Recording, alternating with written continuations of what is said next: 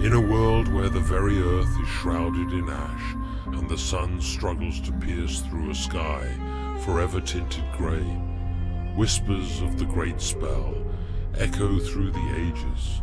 Long ago this spell unleashed power beyond comprehension, raising the dead, altering landscapes and scattering realms into chaos. Now, centuries later, the lands remain marred by the scars of those eldritch forces. Crimson Theocracy holds dominion with iron and fire, its cities bastions of strict law and searing ambition. A hush swept over the grand plaza of the Citadel as thousands of crimson-armored soldiers stood in perfect formation, their boots planted firmly on the charred obsidian streets. The sky above brooded with storm clouds, casting a dim, eerie light over the towering spires that surrounded the square. The soldiers' eyes, hidden behind helmets adorned with dark iron crests, faced forward with unwavering devotion.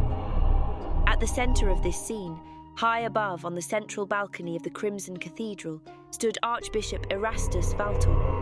Draped in robes the color of dried blood, inlaid with golden thread depicting the sigils of dominion and flame, he appeared more a dark relic than a man. Valtor raised his arms, his skeletal fingers outstretched as if to grasp the storm itself.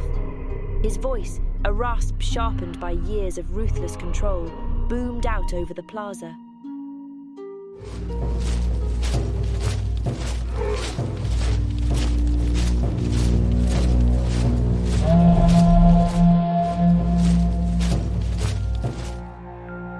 Soldiers of the Crimson Theocracy, sons and daughters of this consecrated soil, hear me.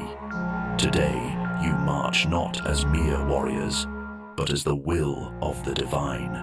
For too long, this land has borne the weight of heresy, the filth of sorcery unchecked, and the whispers of gods that dare challenge our sanctity.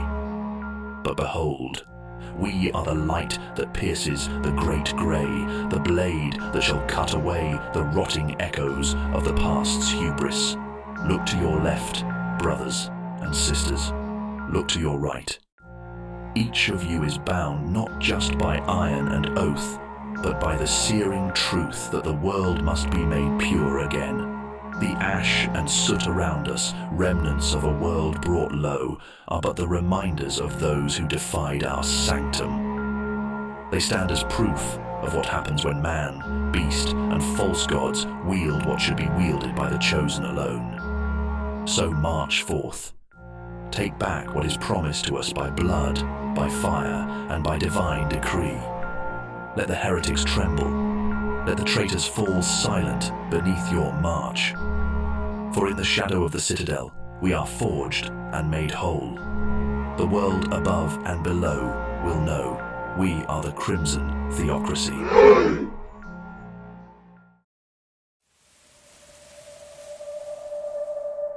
Yet beneath their order, rebellion simmers, led by those who dare challenge their tyrannical grip.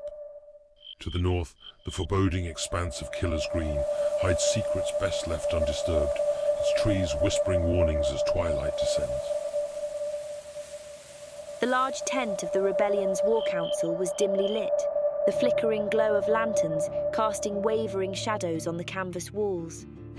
Maps and hand-drawn battle plans lay scattered across a massive wooden table where the rebellion's leaders, dressed in weathered armor adorned with their symbol of the four-eared rabbit, stood in tense silence. The flap of the tent whipped open, and a messenger, covered in ash and grime from the treacherous terrain of the Great Grey, stumbled in. His breathing was ragged, and his eyes were wide with urgency. The rebellion leader, a fierce woman with hardened features and a resolute gaze, turned sharply toward him. What news, Arik? Commander, I bring dire tidings. The Crimson Theocracy's army has been sighted on the march. They move with purpose toward the hidden Vesperian sanctuary. Thousands, Commander. Their banners blacken the horizon. They come prepared with siege weapons, and slavers march in tow. They know the sanctuary's location. We will not let the Theocracy's tyranny go unchallenged. If they aim to shatter the last refuge of the Vesperians, then we will make them pay for every step they take on our soil. Ready the scouts and rally the troops. Tonight, we plan. Tomorrow, we act.